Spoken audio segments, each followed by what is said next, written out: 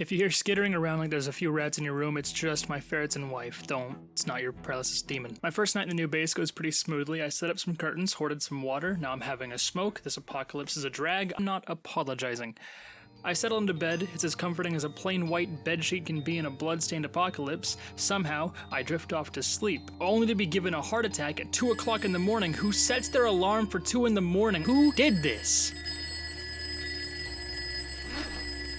Goodness, I fat-fingered all of that. At least I set my alarm to a reasonable time. I had nothing better to do, so I began foraging at 3 a.m. You won't believe what I found. It's a heart attack. My grand plan here is to only use spears. It's the best weapon in the game. Don't fact-check me on that. This video isn't a guide, it's just my unbiased, uneducated, right opinions only Let's Play masked as a documentary series Zomboid video. Spear good, use them. You do have to use them a lot before they become worthwhile. They break so much when you first start using them, but they're still the best weapon in the game. Look at this. I resolved to sort my inventory and make everything make sense, but that was a waste of time. Now I have more junk drawers than one man should ever have.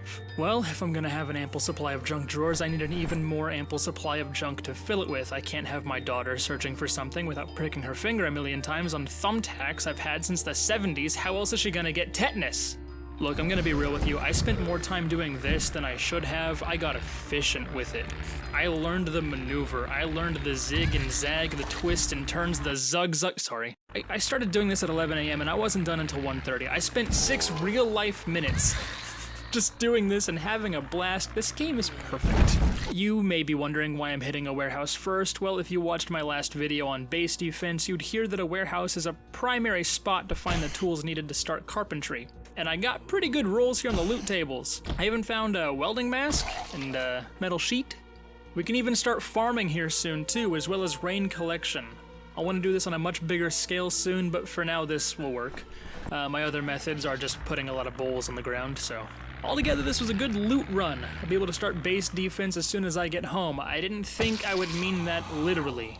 I lived for now. I don't think that was a bite, but my heart was pumping and I just could not tell you what happened. Footage says I won the fight, but my memory says none of this happened. I don't remember a thing. Minor inventory management to prepare for the intense activities in the next day, and the freaking alarm clock goes off again at 2 a.m. Just a little more looting and clearing before I can start my project, and look who's volunteering to be my first contestant. No, this is a dumb joke. This is a dumb joke. Not saying that.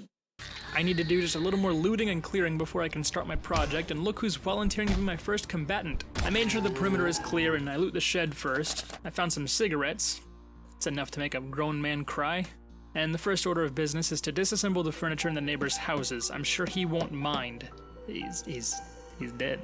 I've said it before and I'll say it again, carpentry is loud business. Some of the locals wanted to know what I was up to, and I let them know it's none of your business. And now the main event of this video, and to tie it into last video, I'm gonna turn this home into a shelter. Something I didn't go over in the base defense video was metalworking. It's not nearly as involved as far as I understand as carpentry is. I mean, I just grabbed a welding rod and, metal rods, a welding mask, a propane torch, and a metal sheet, and I didn't need to do anything beforehand. I've not really researched metalworking yet, so who knows, there could be a whole lot more to this. I initially thought carpentry was pretty boring, and then I looked into it, and we see where that got me. So I didn't have enough planks to finish barricading my window, so I go fell some trees, I saw those logs, I turn them into planks, and just for extra defense, I'm gonna put up some barricades behind the metal sheet. To my understanding, metal sheets have about 100 hit points. Each wooden barricade has, I think, 10. It's not a lot of extra defense. Once you get every single window, every entry point covered up, maybe just leave one, preferably one up on the second story. That's when you're finished securing your base. If you'd like to know more about defending your base, and I mean defending your base, no zombie is going to get you, go check out this video, and I'll see you soon, bucko.